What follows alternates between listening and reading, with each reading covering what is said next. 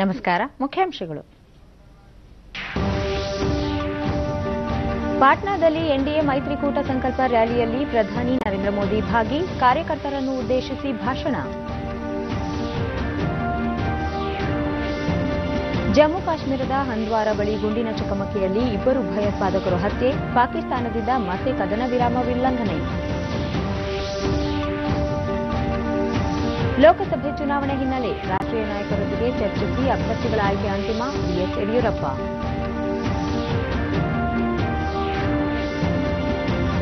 ದುಬೈನಲ್ಲಿ ಅಂತಾರಾಷ್ಟ್ರೀಯ ಕ್ರಿಕೆಟ್ ಸಮಿತಿ ಸಭೆ, ಕ್ರಿಕೆಟ್ ಸಮಿತಿಯ ಮುಖ್ಯಸ್ಥರಾಗಿ ಅನಿಲ್ ಕುಂಬ್ಳೆ ಪುನರಾಯ್ಕೆ.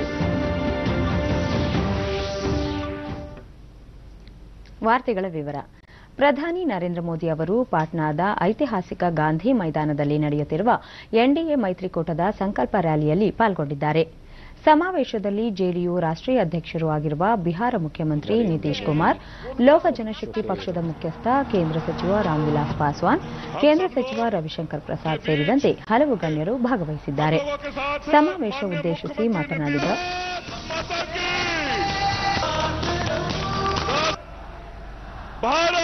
हमारा अटैक हुआ और उन लोगों को ध्वस्त करने का जो है काम किया. अंग्रेज वो लोग बौखलाए हुए हैं, पाकिस्तान क्या कहते हैं बौखलाया हुआ है. ಸಮಾವೇಶ ಉದ್ದೇಶಿಸಿ ಮಾತನಾಡಿದ ರಾಮ್ವಿಲಾಸ್ ಪಾಸ್ವಾನ್, ಪ್ರಧಾನಿ ನರೇಂದ್ರ ಮೋದಿ ನೇತೃತ್ವದ ಎನ್ಡಿಎ ಸರ್ಕಾರ ಕಳೆದ 5 ವರ್ಷಗಳಲ್ಲಿ ದೇಶವನ್ನು ಸರ್ವಾಂಗೀಣ ಅಭಿವೃದ್ಧಿಗೊಳಿಸಿದ್ದು, ಬಡ ಮಹಿಳೆಯರಿಗೆ ಉಚಿತ ಅಡುಗೆ ಅನಿಲ ಸಂಪರ್ಕ, ಬಡವರಿಗೆ ಉಚಿತ ಆರೋಗ್ಯ ಸೌಲಭ್ಯ, ದೇಶದ ಎಲ್ಲಾ ಗ್ರಾಮಗಳಿಗೆ ವಿದ್ಯುತ್ ಸಂಪರ್ಕ ಸೇರಿದಂತೆ ಅಭೂತಪೂರ್ವ ಸಾಧನೆಗಳನ್ನು ಮಾಡಿದೆ ಎಂದು ಹೇಳಿದರು.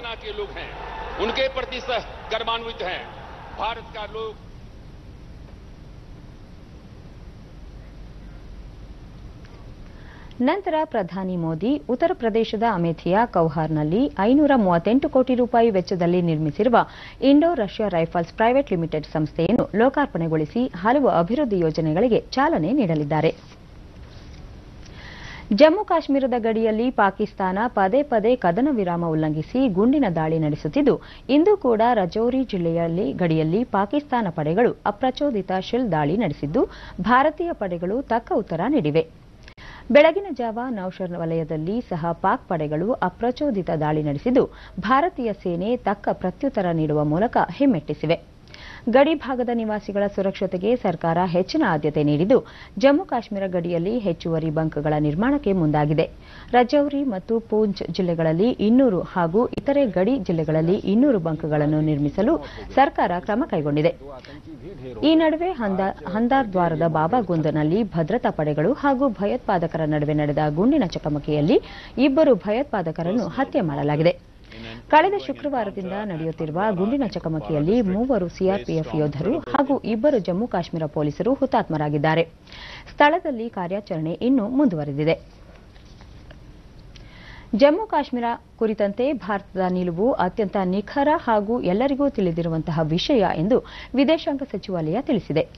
ಜಮ್ಮು ಕಾಶ್ಮೀರ ಭಾರತದ ಅವಿಭಾಜ್ಯ ಅಂಗ, ಆ ರಾಜ್ಯಕ್ಕೆ ಸಂಬಂಧಿಸಿದ ವಿಷಯ ದೇಶದ ಆಂತರಿಕ ವಿಚಾರ ಎಂದು ವಿದೇಶಾಂಗ ವ್ಯವಹಾರಗಳ ಸಚಿವಾಲಯದ ವಕ್ತಾರ ರವೀಶ್ ಕುಮಾರ್ ಸ್ಪಷ್ಟಪಡಿಸಿದ್ದಾರೆ.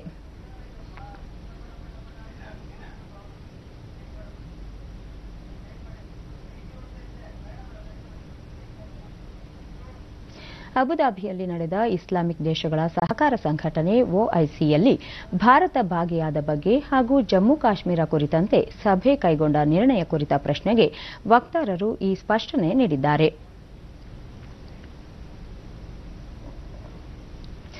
ಮಾರ್ಚ್ 1ರಂದು ಅಬುದಾಬಿಯಲ್ಲಿ ನಡೆದ ಒಐಸಿಯ 46ನೇ ಸಚಿವರ ಮಂಡಳಿ ಸಭೆಯಲ್ಲಿ ವಿದೇಶಾಂಗ ವ್ಯವಹಾರಗಳ ಸಚಿವೆ ಸುಷ್ಮಾ ಸ್ವರಾಜ್ ಅತಿಥಿಯಾಗಿ ಪಾಲ್ಗೊಂಡಿದ್ದರು.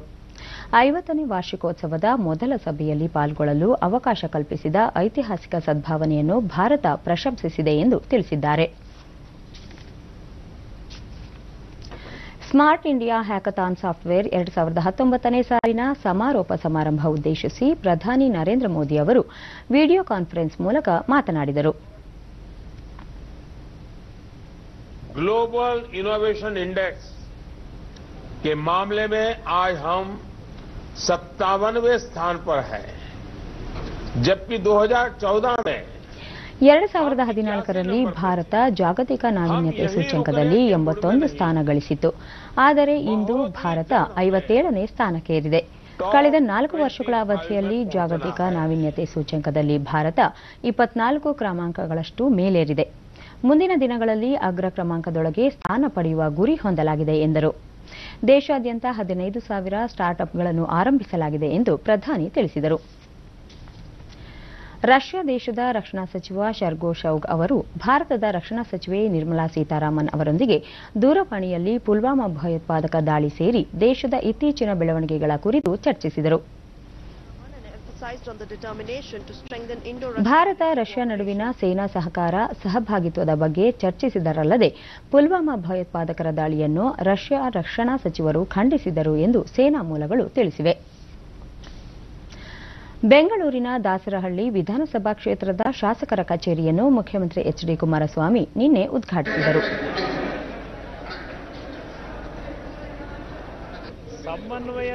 ಬಳಿಕ ಲೋಕಸಭಾ ಕ್ಷೇತ್ರಗಳ ಸೀಟು ಹಂಚಿಕೆ ವಿಚಾರ ಸಮನ್ವಯ ಸಮಿತಿಯಲ್ಲಿ ಚರ್ಚೆ ಮಾಡುವ ಸಾಧ್ಯತೆ ಇಲ್ಲ. 2 ಪಕ್ಷಗಳು ಕ್ಷೇತ್ರಗಳ ಸೀಟು ಹೊಂದಾಣಿಕೆ ವಿಚಾರವನ್ನು ಚರ್ಚಿಸಿ ಅಂತಿಮ ತೀರ್ಮಾನ ಕೈಗೊಳ್ಳಲಿದ್ದಾರೆ ಎಂದರು. ಸೀಟ್ಗಳ ಹೊಂದಾಣಿಕೆ ವಿಷಯದಲ್ಲಿ ಪಕ್ಷದ ನಾಯಕರುಗಳು ತೀರ್ಮಾನ ಮಾಡ್ತಾರೆ. ಅದು ಅವ್ರು ಮಾಡ್ತಾರೆ, ನನಗೆ ಗೊತ್ತಿಲ್ಲ. ನಾನು ಭಾರತ ದೇಶದ ಐಎಎಫ್ನ ಯೋಧರು ಪಾಕಿಸ್ತಾನದ ಗಡಿಯನ್ನು ದಾಟಿ ಉಗ್ರರ ತಾಣದ ಮೇಲೆ ಬಾಂಬ್ ಹಾಕ್ತಂತ ಒಂದು ಪ್ರಸಂಗದ ಬಗ್ಗೆ ಯಾವ ಬಿಜೆಪಿಯವರು ಗಡಿಯಲ್ಲಿ ಯುದ್ಧ ಮಾಡಿದಂತೆ ತಮ್ಮನ್ನು ಬಿಂಬಿಸಿಕೊಳ್ಳುತ್ತಿದ್ದಾರೆ ಎಂದು ಅವರು ಆರೋಪಿಸಿದರು. ಪಟಾಕಿ ಹೊಡೆದಂಥದ್ದೇನಿದೆ ಅದು ಯಾವ ರೀತಿ ಇತ್ತು ಅಂದ್ರೆ, ನಾನು ಹೇಳಿರ್ತಕ್ಕಂಥ ಪದವೇ ಅದು. ಆಸ್ ಇಟ್ ಈಸ್ ಇವರೇ ಏನೋ ನುಗ್ಗಿ ಏನೋ ಅಟ್ಯಾಕ್ ಮಾಡಿ ಬಂದುಬಿಟ್ಟಿದ್ದಾರೆ ಅಂತಕ್ಕಂಥ ರೀತಿಯಲ್ಲಿ ಬಿಂಬಿಸ್ಕೊಂಡು ಹೊರಟಿದ್ದೀರಿ. ದೇಶದ ರಕ್ಷಣೆ ಮಾಡತಕ್ಕಂಥ ಕೆಲಸ ಯೋಧರು ಸಮರ್ಥಿಸಿದ್ದಾರೆ, ಮಾಡ್ತಾರೆ. ದೇಶದ ಒಳಗೆ ಯಾವುದೇ ರೀತಿಯ ಅಶಾಂತಿಯ ವಾತಾವರಣಕ್ಕೆ ಅವಕಾಶ ಕೊಡಬೇಡಿ ಅಂತ ಹೇಳಿದ್ದೇನೆ. ಲೋಕಸಭಾ ಚುನಾವಣೆಗೆ ಅಭ್ಯರ್ಥಿಗಳ ಆಯ್ಕೆ ಪ್ರಕ್ರಿಯೆ ಆರಂಭವಾಗಿದ್ದು, ವಾರದೊಳಗೆ ರಾಷ್ಟ್ರೀಯ ನಾಯಕರೊಂದಿಗೆ ಚರ್ಚಿಸಿ ಅಭ್ಯರ್ಥಿಗಳನ್ನು ಅಂತಿಮಗೊಳಿಸಲಾಗುವುದು ಎಂದು ಬಿಜೆಪಿ ರಾಜ್ಯಾಧ್ಯಕ್ಷ ಬಿಎಸ್ ಯಡಿಯೂರಪ್ಪ ಮೈಸೂರಿನಲ್ಲಿಂದು ತಿಳಿಸಿದ್ದಾರೆ. ಈಗಾಗಲೇ 18 ಲೋಕಸಭಾ ಕ್ಷೇತ್ರಗಳಿಗೆ ಭೇಟಿ ನೀಡಿದ್ದು, ಕಾರ್ಯಕರ್ತರ ಅಭಿಪ್ರಾಯ ಸಂಗ್ರಹಿಸಲಾಗಿದೆ. ಪಕ್ಷದ ರಾಷ್ಟ್ರೀಯ ಅಧ್ಯಕ್ಷ ಅಮಿತ್ ಶಾ ಅವರ ಸಲಹೆ ಸೂಚನೆ ಮೇರೆಗೆ ಅಭ್ಯರ್ಥಿಗಳನ್ನು ಅಂತಿಮಗೊಳಿಸಿ ಪಟ್ಟಿ ಬಿಡುಗಡೆ ಮಾಡಲಾಗುವುದು ಎಂದರು. ಎಲ್ಲ ಕಡೆ ಈಗಾಗಲೇ ಸುಮಾರು 18-20 ಕ್ಷೇತ್ರಕ್ಕೆ ನಾನೇ ಹೋಗಿ ಬಂದಿದ್ದೇನೆ. ಎಲ್ಲರೂ ಪ್ರವಾಸ ಮಾಡ್ತಾ ಇದ್ದೇವೆ. ಅಲ್ಲಿ ಕಾರ್ಯಕರ್ತರ ಅಭಿಪ್ರಾಯ ತಿಳ್ಕೊಳ್ಳೋ ಪ್ರಯತ್ನ ಮಾಡ್ತಾ ಇದ್ದೀವಿ. ಇಲ್ಲಿ ಮೈಸೂರಲ್ಲೂ ಸಹ ಮೈಸೂರು, ಚಾಮರಾಜನಗರ ಅವರೆಲ್ಲರೂ ಬಂದ ಅಭಿಪ್ರಾಯಗಳನ್ನು ವ್ಯಕ್ತಪಡಿಸ್ತಾ ಇದ್ದಾರೆ. ವಾಸ್ತವಿಕ ಸ್ಥಿತಿ ಏನು ಅಂತ ಡೆಲ್ಲಿಗೆ ಅಮಿತ್ ಶಾ ಅವರು ತಿಳಿಸ್ತೀವಿ. ಕಳೆದ ಬಾರಿಗಿಂತ ಪ್ರಧಾನಿ ನರೇಂದ್ರ ಮೋದಿ ಅವರ ಅಲೆ ಹೆಚ್ಚಾಗಿದ್ದು, ದೇಶದಲ್ಲಿ 300ಕ್ಕೂ ಹೆಚ್ಚು ಕ್ಷೇತ್ರಗಳಲ್ಲಿ ಬಿಜೆಪಿ ಜಯ ಸಾಧಿಸಲಿದೆ. ರಾಜ್ಯದಲ್ಲೂ 22 ಸ್ಥಾನಗಳಲ್ಲಿ ಗೆಲ್ಲುವ ವಿಶ್ವಾಸ ವ್ಯಕ್ತಪಡಿಸಿದರು.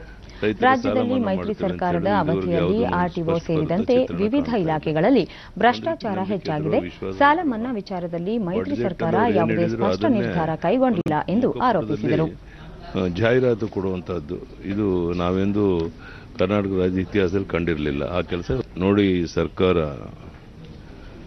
ಎಲ್ಲ ರೀತಿಯ ಭ್ರಷ್ಟಾಚಾರದ ಹಗರಣಗಳಲ್ಲಿ ತಾವೇ ಪಾಲ್ಗೊಂಡಿರೋದ್ರಿಂದ ಯಾರೇನ್ ಬೇಕಾದ್ರೂ ಮಾಡಬಹುದು ಅನ್ನೋದಾಗಿದೆ ಪ್ರತಿನಿತ್ಯ. ರಾಜ್ಯ ಬಿಜೆಪಿ ಯುವ ಮೋರ್ಚಾ ವತಿಯಿಂದ ಕಮಲ ಸಂದೇಶ್ ಬೈಕ್ ರ್ಯಾಲಿ ಬೆಂಗಳೂರಿನ ಹೆಬ್ಬಾಳದಲ್ಲಿ ನಿನ್ನೆ ನಡೆಯಿತು. ಪಕ್ಷದ ಸ್ಥಳೀಯ ಮುಖಂಡರು ಚಾಲನೆ ನೀಡಿದ ಈ ರ್ಯಾಲಿಯ ಹೆಬ್ಬಾಳದಿಂದ ಆರಂಭವಾಗಿ ವಿದ್ಯಾರಣ್ಯಪುರದವರೆಗೆ ನಡೆಯಿತು.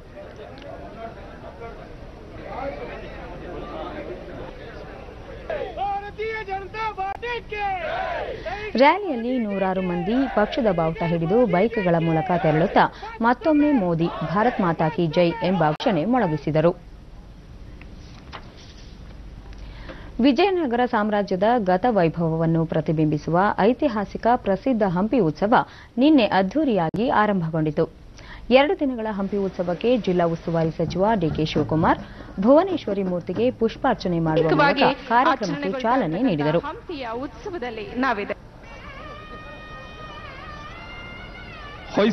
ಸಚಿವರಾದ ಇ ತುಕಾರಾಂ, ಪಿಟಿ ಪರಮೇಶ್ವರ ನಾಯ್ಕ್, ಸಂಸದ ವಿಎಸ್ ಉಗ್ರಪ್ಪ, ಶಾಸಕ ಸೋಮಶೇಖರ ರೆಡ್ಡಿ, ವಿಧಾನ ಪರಿಷತ್ ಸದಸ್ಯ ಕೆಸಿ ಕೊಂಡಯ್ಯ, ಚಿತ್ರನಟ ದರ್ಶನ್ ತೋಗಡಿ ಮತ್ತಿತರರು ಭಾಗವಹಿಸಿದ್ದರು. ವಿಜಯನಗರದ ಸಾಮ್ರಾಜ್ಯ ಮರುಗಳಿಸಬೇಕಂತ ಹೆಜ್ಜೆ ಇಟ್ಟು ವಿಶೇಷವಾಗಿ ನಮ್ಮ ಸನ್ಮಾನ್ಯ ಜಿಲ್ಲಾ ಇನ್ನೀಗ ಹಂಪಿ ಉತ್ಸವಕ್ಕೆ ವಿದ್ಯುಕ್ತವಾದ ನಂತರ ಡಿಕೆ ಶಿವಕುಮಾರ್ ನಾಡಿನ ಕಲೆ ಸಂಸ್ಕೃತಿ ಇತಿಹಾಸ ಪರಂಪರೆಯನ್ನು ಉಳಿಸಿ ಬೆಳೆಸುವ ನಿಟ್ಟಿನಲ್ಲಿ ಇಂತಹ ಉತ್ಸವಗಳು ಸಹಕಾರಿಯಾಗಿವೆ. ರಾಜ್ಯದಲ್ಲಿ ಬರ ಪರಿಸ್ಥಿತಿಯ ನಡುವೆಯೂ ಹಂಪಿ ಉತ್ಸವ ಸಾಕಾರಗೊಳ್ಳುತ್ತಿರುವುದು ಸಂತಸ ತಂದಿದೆ ಎಂದರು. ಇದು ಮಾತ್ರ ಶಾಶ್ವತ ಅಂತೇಳಿ ನಾನಂತೂ ಭಾವಿಸಿಕೊಂಡಿದ್ದೇನೆ.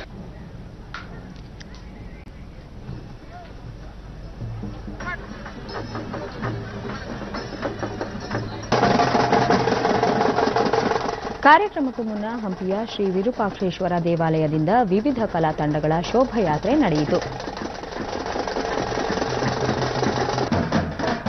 ಹಂಪಿ ಉತ್ಸವದ ಅಂಗವಾಗಿ ವಿವಿಧ ಸಾಂಸ್ಕೃತಿಕ ಕಾರ್ಯಕ್ರಮಗಳು ಅನಾವರಣಗೊಂಡವು.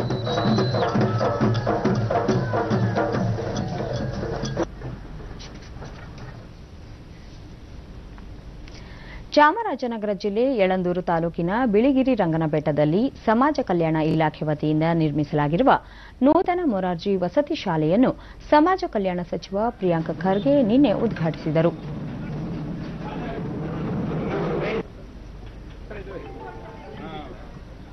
ಇದೇ ವೇಳೆ ಸಚಿವರು ಅಡವಿ ಕಾಫಿ ಬಿಡುಗಡೆ ಮಾಡಿ ರೈತರಿಗೆ ಕೃಷಿ ಪರಿಕರಗಳನ್ನು ವಿತರಣೆ ಮಾಡಿದರು.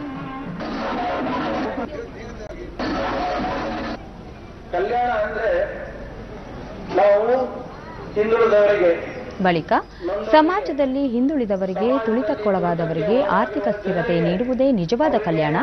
ಗಿರಿಜನರ ಏಳಿಗೆಗಾಗಿ ಕಾಫಿ, ಮೆಣಸು, ಜೇನುತುಪ್ಪ, ಇತರ ಪದಾರ್ಥಗಳಿಗೆ ಅಂತಾರಾಷ್ಟ್ರೀಯ ಮಟ್ಟದಲ್ಲಿ ಸ್ಪರ್ಧೆ ನೀಡಲು ಆಧುನಿಕ ತಂತ್ರಜ್ಞಾನವನ್ನು ಒದಗಿಸಲಾಗುವುದು. 2660ಕ್ಕೂ ಹೆಚ್ಚು ಗಿರಿಜನರಿಗೆ ಹಕ್ಕುಪತ್ರಗಳನ್ನು ನೀಡಲಾಗಿದ್ದು, ಗಿರಿಜನರ ಸಮಗ್ರ ಅಭಿವೃದ್ಧಿಗೆ ಎಲ್ಲ ರೀತಿಯ ಕಲ್ಯಾಣ ಕಾರ್ಯಕ್ರಮಗಳನ್ನು ಹಮ್ಮಿಕೊಳ್ಳಲಾಗುವುದು ಎಂದರು. ಅಲ್ಲಿ ಕೂಡ ಇವತ್ತು ನಾವು ಮಾಡ್ತಾ ಇದ್ದೀವಿ 2000 ಜನರಿಗೆ.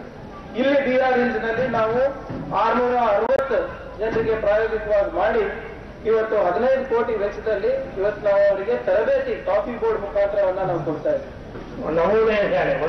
ಹಿಂದುಳಿದ ವರ್ಗಗಳ ಕಲ್ಯಾಣ ಸಚಿವ ಪುಟ್ಟರಂಗ ಶೆಟ್ಟಿ, ಕೇಂದ್ರ ಸರ್ಕಾರದ ನವೋದಯ ಶಾಲೆಗಳು ಗುಣಾತ್ಮಕ ಶಿಕ್ಷಣ ನೀಡುವಲ್ಲಿ ಯಶಸ್ವಿಯಾಗಿವೆ.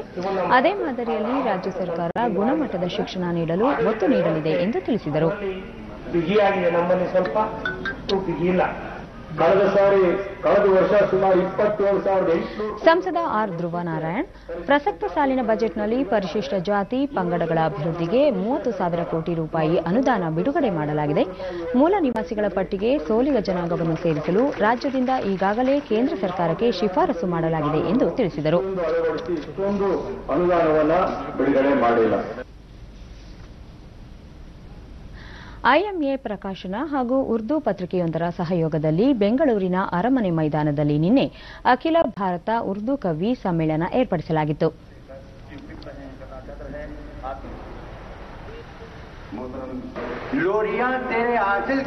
ದೇಶದ ವಿವಿಧ ಭಾಗಗಳಿಂದ ಆಗಮಿಸಿದ್ದ ಪ್ರಸಿದ್ಧ ಕವಿಗಳು ತಮ್ಮ ಕವಿತೆಗಳನ್ನು ವಾಚಿಸಿದರು.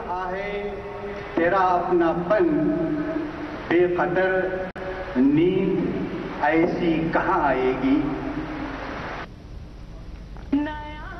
करना है उसको न भूल जाना है, तमाम उम्र हमें दिल को आजमाना है, तमाम उम्र हमें दिल को आजमाना है। बहुत शुक्रिया। अगर कुछ दाव पर रख दे सफर आसान होगा क्या, अगर कुछ दाव पर रख दे सफर आसान होगा क्या, मगर जो दाव पे रखेंगे वो ईमान होगा क्या।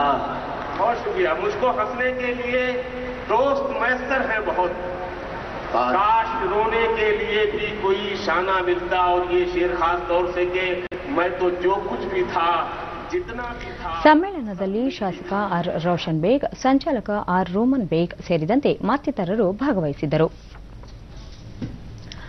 ಆಯುಷ್ಮಾನ್ ಭಾರತ್ ಆರೋಗ್ಯ ಕರ್ನಾಟಕ ಯೋಜನೆ ಹಾಸನ ಜಿಲ್ಲೆ ಹೊಳೆನರಸೀಪುರ ತಾಲೂಕಿನ ಸಾರ್ವಜನಿಕ ಆಸ್ಪತ್ರೆಯಲ್ಲಿ ಯಶಸ್ವಿಯಾಗಿ ಅನುಷ್ಠಾನಗೊಳ್ಳುತ್ತಿದೆ.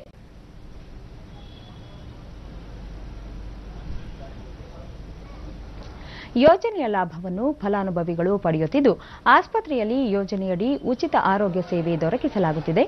ಬಿಪಿಎಲ್ ಮತ್ತು ಎಪಿಎಲ್ ಕಾರ್ಡ್ ಹೊಂದಿದ ಎಲ್ಲರಿಗೂ ಉಚಿತ ಚಿಕಿತ್ಸೆ ನೀಡಲಾಗುತ್ತಿದೆ.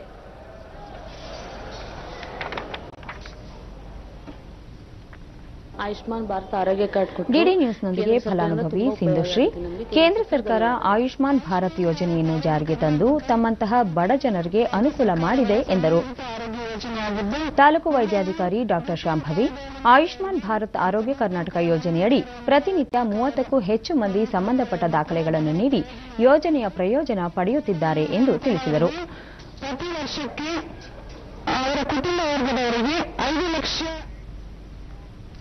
ಬಿಹಾರದ ರಾಜಧಾನಿ ಪಾಟ್ನಾದ ಗಾಂಧಿ ಮೈದಾನದಲ್ಲಿ ಎನ್ಡಿಎ ಮೈತ್ರಿಕೂಟದ ಸಂಕಲ್ಪ ರ್ಯಾಲಿಯಲ್ಲಿ ಪ್ರಧಾನಿ ನರೇಂದ್ರ ಮೋದಿ ಕಾರ್ಯಕರ್ತರನ್ನು ಉದ್ದೇಶಿಸಿ ಮಾತನಾಡುತ್ತಿದ್ದಾರೆ. किसान को सिंचाई और जन जन की सुनवाई ಈಗ ಪಾಟ್ನಾದಿಂದ ನೇರ प्रसार. इसी सोच के साथ बिहार में इंफ्रास्ट्रक्चर के विकास को प्राथमिकता दी जा रही है. राज्य में एम्स, मेडिकल कॉलेज, आईआईएम या फिर उच्च और प्रोफेशनल एजुकेशन से जुड़े दूसरे संस्थान खोले जा रहे हैं. यह गांव और शहरों की सड़कों का, यहां के नेशनल हाईवे का चौड़ीकरण हुआ है. जो पुराने पुल है उनको सुधारा जा रहा है. नए फ्लाईओवर का निर्माण किया जा रहा है. भाइयों बहनों, रेलवे की पुरानी व्यवस्थाओं में भी सुधार किया गया है. उनका बिजलीकरण हो रहा है.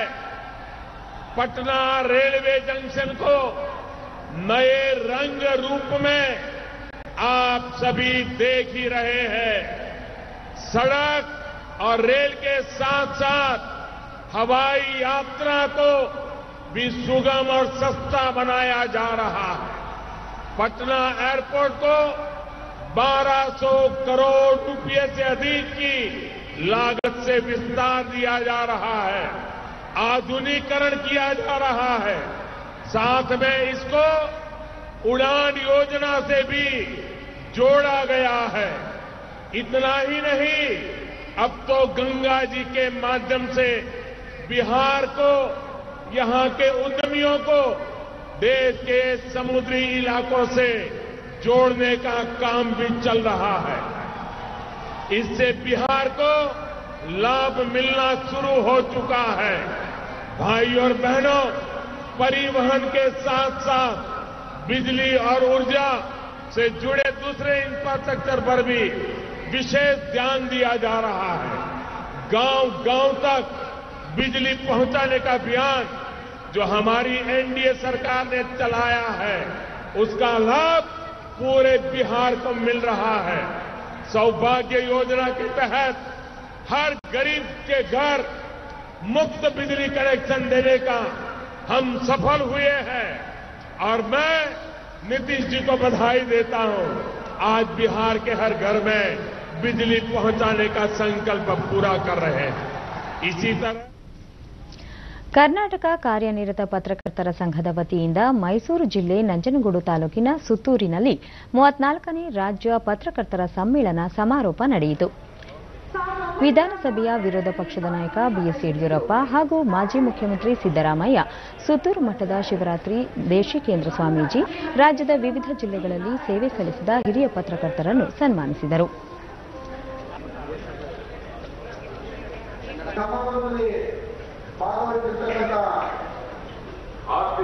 ಬಳಿಕ ಬಿಎಸ್ ಯಡಿಯೂರಪ್ಪ, ಪತ್ರಿಕಾ ರಂಗವೂ ಸಹ ಕಾಲಕಾಲಕ್ಕೆ ತಕ್ಕಂತೆ ಬದಲಾಗುತ್ತಿದ್ದು, ವಿದ್ಯುನ್ಮಾನ ವಾಹಿನಿಗಳು ಸತ್ಯದ ಅನ್ವೇಷಣೆ ಮಾಡಿ ಕಾರ್ಯನಿರ್ವಹಿಸುವುದು ಅಗತ್ಯವಿದೆ. ಪತ್ರಕರ್ತರು ಸತ್ಯಕ್ಕೆ ಆದ್ಯತೆ ನೀಡಿ ಪ್ರಜಾಪ್ರಭುತ್ವದ ಭದ್ರತೆಗೆ ಕಾರ್ಯನಿರ್ವಹಿಸಬೇಕು ಎಂದರು.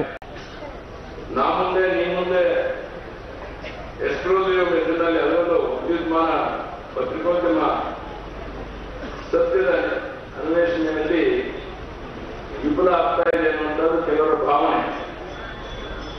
ಪತ್ರಕರ್ತ ಬಂಧುಗಳು ಬುದ್ಧಿವಂತ ಜನಾಂಗ ಎಂದು ಸಮಾಜ ತಿಳಿದಿದೆ. ಅದಕ್ಕೆ ಅನುಗುಣವಾಗಿ ಈ ಅಂಶಕತೆಗಳನ್ನು ಬದಿಗಿರಿಸಿ ಸತ್ಯವನ್ನು ಮಾತ್ರ ಬಿತ್ತರಿಸಬೇಕು ಅಂತೇಳಿ ನಾನು ವಿನಮ್ರತೆಯಿಂದ ನಿಮ್ಮನ್ನು ಕೇಳ್ಕೊಳ್ತೇನೆ. ಸಿದ್ದರಾಮಯ್ಯ ಪತ್ರಿಕೋದ್ಯಮದಲ್ಲಿ ಸೇವಾ ಮನೋಭಾವದಿಂದ ಕಾರ್ಯನಿರ್ವಹಿಸಬೇಕಾಗಿದ್ದು, ಇತ್ತೀಚೆಗೆ ಪತ್ರಿಕೋದ್ಯಮ ಒಂದು ಉದ್ಯಮವಾಗಿ ವ್ಯಾಪಾರೀಕರಣವಾಗುತ್ತಿರುವುದು ವಿಷಾದನೀಯ.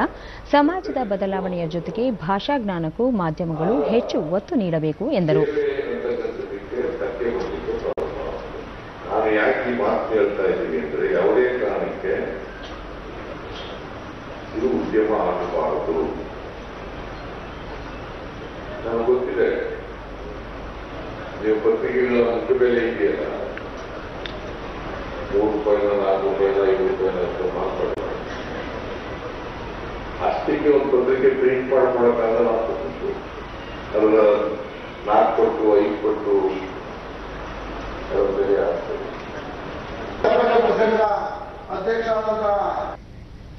ಶಿವಮೊಗ್ಗದ ಸಹ್ಯಾದ್ರಿ ವಾಣಿಜ್ಯ ಕಾಲೇಜಿನ ಆವರಣದಲ್ಲಿ ರಾಷ್ಟ್ರೀಯ ಸೇವಾ ಯೋಜನೆ ಆಶ್ರಯದಲ್ಲಿ ಹಮ್ಮಿಕೊಂಡಿದ್ದ ಅಂತರ ಕಾಲೇಜು ಸ್ವಚ್ಛತಾ ಶಿಬಿರದ ಸಮಾರೋಪ ಸಮಾರಂಭ ನಿನ್ನೆ ಜರುಗಿತು.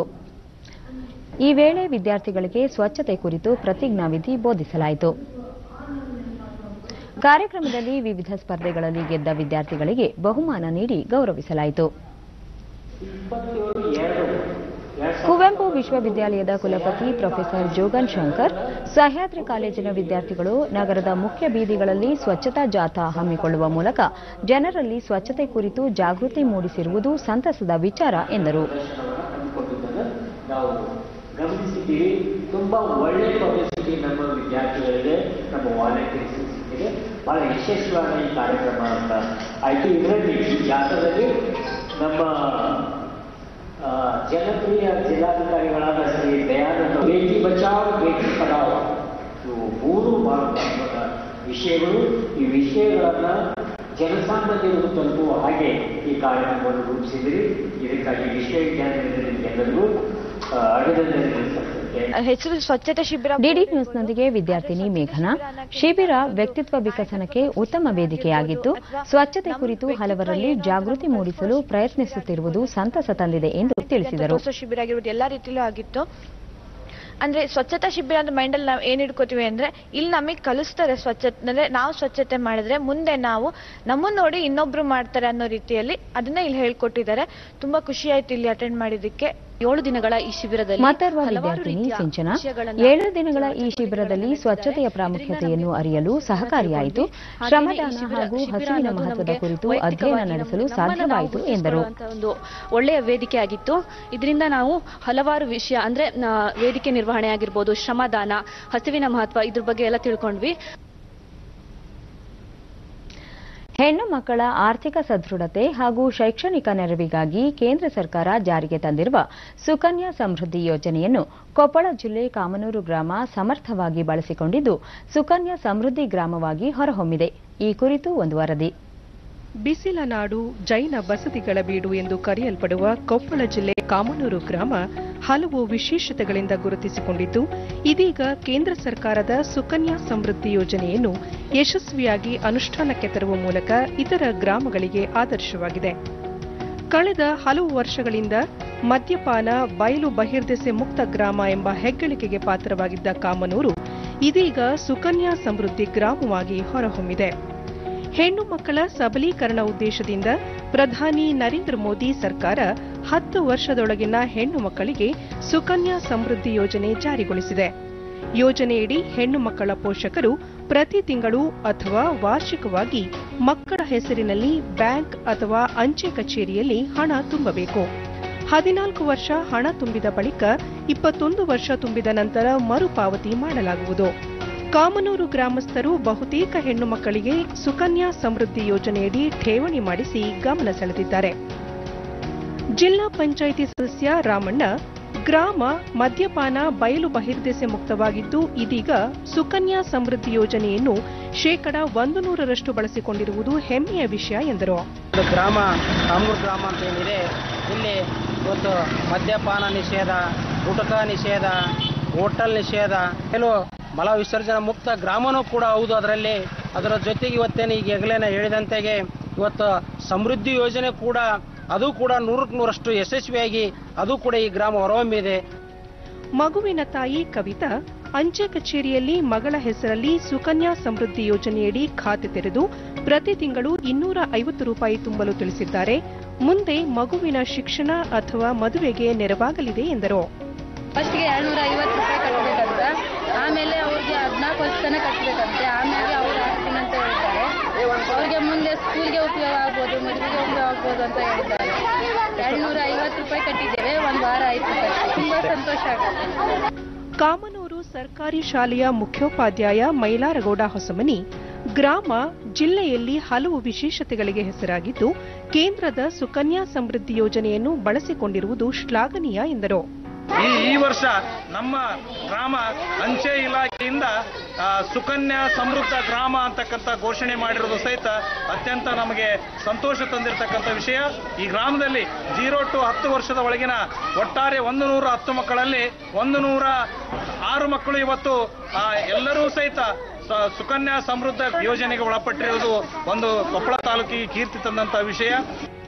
ಕಾಮನೂರು ಗ್ರಾಮದ ಪೋಸ್ಟ್ ಮಾಸ್ಟರ್ ವೇಣು ಪಾಟೀಲ್ ಗ್ರಾಮಸ್ಥರ ಹಾಗೂ ಅಧಿಕಾರಿಗಳ ಸಹಕಾರದಿಂದ ಗ್ರಾಮವನ್ನು ಸಂಪೂರ್ಣ ಸುಕನ್ಯಾ ಸಮೃದ್ಧಿ ಗ್ರಾಮವನ್ನಾಗಿಸಲಾಗಿದೆ ಎಂದರು. ಈ ಅತಿ ಹೆಚ್ಚಿನ ಸಂಖ್ಯೆಯಲ್ಲಿ ಸಂಪೂರ್ಣವಾಗಿ ಅಕೌಂಟ್ ಮಾಡಲಿಕ್ಕೆ ಅನುಕೂಲ ಮಾಡಿಕೊಟ್ಟಿದ್ದಾರೆ. ಅವರೆಲ್ಲರಿಗೂ ಕೂಡ ಈ ಸಂದರ್ಭದಲ್ಲಿ ಧನ್ಯವಾದಗಳನ್ನು ಹೇಳಕ್ಕೆ ಇಷ್ಟಪಡ್ತೇನೆ. ಇದನ್ನ ಈಗಾಗಲೇ ಎಲ್ಲರಿಗೂ ಮನಮುಟ್ಟುವಂತೆ ತಿಳಿಸೋದ್ರ ಮೂಲಕ ಅವರಿಗೆ ತಂದೆ ತಾಯಿಯವರು ಸದ್ಯ ಮೊದಲು ಮಾಡಿ ಇದಕ್ಕೆ ಯಾವ ರೀತಿಯಾದಂತಹ ನಿಮಗೆ ದಾಖಲೆಗಳನ್ನು ಕೊಡಬೇಕು ಅಂತ ಇದು ಅತಿ ಹೆಚ್ಚಿನ ಸಂಖ್ಯೆಯಲ್ಲಿ ಇದನ್ನು ಹೊಂದಿದ್ದಾರೆ. ಒಟ್ಟಾರೆ ಹೆಣ್ಣು ಮಕ್ಕಳನ್ನು ಆರ್ಥಿಕವಾಗಿ ಸಶಕ್ತಗೊಳಿಸುವ ಇಂತಹ ಯೋಜನೆಗಳನ್ನು ಪ್ರತಿಯೊಬ್ಬ ಪೋಷಕರು ಬಳಸಿಕೊಳ್ಳಬೇಕಿದೆ. ಫೆಬ್ರವರಿ 28ರಿಂದ ಸ್ಥಗಿತವಾಗಿದ್ದ ಸಂಜೋತಾ ಎಕ್ಸ್‌ಪ್ರೆಸ್ ರೈಲು ಸಂಚಾರ ಪುನರಾರಂಭಕ್ಕೆ ಭಾರತ ಮತ್ತು ಪಾಕಿಸ್ತಾನ ಒಪ್ಪಿಗೆ ಸೂಚಿಸಿದ್ದು ಇಂದಿನಿಂದ ರೈಲುಗಳ ಸಂಚಾರ ಪ್ರಾರಂಭವಾಗಲಿದೆ.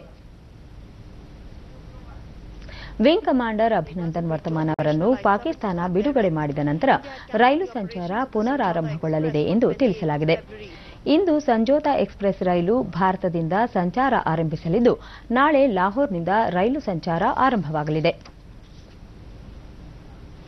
ಭಾರತ ತಂಡದ ಮಾಜಿ ನಾಯಕ ಲೆಗ್ ಸ್ಪಿನ್ನರ್ ಅನಿಲ್ ಕುಂಬ್ಳೆ ಅಂತಾರಾಷ್ಟ್ರೀಯ ಕ್ರಿಕೆಟ್ ಸಂಸ್ಥೆಯ ಐಸಿಸಿ ಕ್ರಿಕೆಟ್ ಸಮಿತಿಗೆ ಮುಖ್ಯಸ್ಥರಾಗಿ ಪುನರಾಯ್ಕೆಯಾಗಿದ್ದಾರೆ. Captain Anil Kumble has been reappointed as the chairman of the International Cricket Council Committee on Saturday. He will serve for a final 3-year term. The decision to extend Kumble's ದುಬೈನಲ್ಲಿ ನಡೆದ ICC ಆಡಳಿತ ಮಂಡಳಿ ಸಭೆಯಲ್ಲಿ ಅನಿಲ್ ಕುಂಬ್ಳೆ ಅವರನ್ನು ಮುಖ್ಯಸ್ಥರನ್ನಾಗಿ ನೇಮಿಸಲು ನಿರ್ಧಾರ ಕೈಗೊಳ್ಳಲಾಗಿದೆ. ಮುಂದಿನ 3 ವರ್ಷ ಅನಿಲ್ ಕುಂಬ್ಳೆ ಸಮಿತಿಯ ಮುಖ್ಯಸ್ಥರಾಗಿ ಕಾರ್ಯನಿರ್ವಹಿಸಲಿದ್ದಾರೆ. ಸ್ವಿಟ್ಜರ್ಲೆಂಡ್ನ ಟೆನ್ನಿಸ್ ತಾರೆ ರೋಜರ್ ಫೆಡರರ್ ತಮ್ಮ ಜೀವಮಾನದ 100ನೇ ಪ್ರಶಸ್ತಿಯನ್ನು ಗೆದ್ದಿದ್ದಾರೆ. ಈ ಸಾಧನೆ ಮಾಡಿದ ವಿಶ್ವದ 2ನೇ ಆಟಗಾರರೆಂಬ ಹೆಗ್ಗಳಿಕೆಗೆ ಪಾತ್ರರಾಗಿದ್ದಾರೆ. ದುಬೈ ಟೆನ್ನಿಸ್ ಚಾಂಪಿಯನ್ಶಿಪ್ನಲ್ಲಿ ನಿನ್ನೆ ಫೆಡರರ್ 6-4, 6-4 ನೇರ ಸೆಟ್ಗಳಲ್ಲಿ ಗ್ರೀಸ್ನ ಸ್ವಿಪಾನೋಸ್ ಸಿಸಿಪಸ್ ವಿರುದ್ಧ ಜಯ ಗಳಿಸಿದ್ದು ಇದರೊಂದಿಗೆ ಶತಕ ಸಾಧನೆ ಮಾಡಿದ್ದಾರೆ. ಒಟ್ಟು 100 ಪ್ರಶಸ್ತಿಗಳನ್ನು ಗೆದ್ದಿರುವ ಅಮೆರಿಕದ ಜಿಮ್ಮಿ ಕಾನರ್ಸ್ ಅವರು ಮೊದಲಿಗರಾಗಿದ್ದು ನಂತರದ ಸ್ಥಾನವನ್ನು ಫೆಡರರ್ ಅಲಂಕರಿಸಿದ್ದಾರೆ. ಕೊನೆಯಲ್ಲಿ ಮತ್ತೊಮ್ಮೆ ಮುಖ್ಯಾಂಶಗಳು. ಪಾಟ್ನಾದಲ್ಲಿ ಎನ್ಡಿಎ ಮೈತ್ರಿಕೂಟ ಸಂಕಲ್ಪ ರ್ಯಾಲಿಯಲ್ಲಿ ಪ್ರಧಾನಿ ನರೇಂದ್ರ ಮೋದಿ ಭಾಗಿ, ಕಾರ್ಯಕರ್ತರನ್ನು ಉದ್ದೇಶಿಸಿ ಭಾಷಣ. ಜಮ್ಮು ಕಾಶ್ಮೀರದ ಹಂದ್ವಾರ ಬಳಿ ಗುಂಡಿನ ಚಕಮಕಿಯಲ್ಲಿ 2 ಭಯೋತ್ಪಾದಕರು ಹತ್ಯೆ, ಪಾಕಿಸ್ತಾನದಿಂದ ಮತ್ತೆ ಕದನ ವಿರಾಮ ಉಲ್ಲಂಘನೆ. ಲೋಕಸಭೆ ಚುನಾವಣೆ ಹಿನ್ನೆಲೆ ರಾಷ್ಟ್ರೀಯ ನಾಯಕರೊಂದಿಗೆ ಚರ್ಚಿಸಿ ಅಭ್ಯರ್ಥಿಗಳ ಆಯ್ಕೆ ಅಂತಿಮ, ಬಿಎಸ್ ಯಡಿಯೂರಪ್ಪ. ದುಬೈನಲ್ಲಿ ಅಂತಾರಾಷ್ಟ್ರೀಯ ಕ್ರಿಕೆಟ್ ಸಮಿತಿ ಸಭೆ, ಕ್ರಿಕೆಟ್ ಸಮಿತಿಯ ಮುಖ್ಯಸ್ಥರಾಗಿ ಅನಿಲ್ ಕುಂಬ್ಳೆ ಪುನರಾಯ್ಕೆ. ನಮ್ಮ ಮುಂದಿನ ವಾರ್ತಾ ಪ್ರಸಾರ ಸಂಜೆ 7 ಗಂಟೆಗೆ ಚಂದನದಲ್ಲಿ. ನಮಸ್ಕಾರ.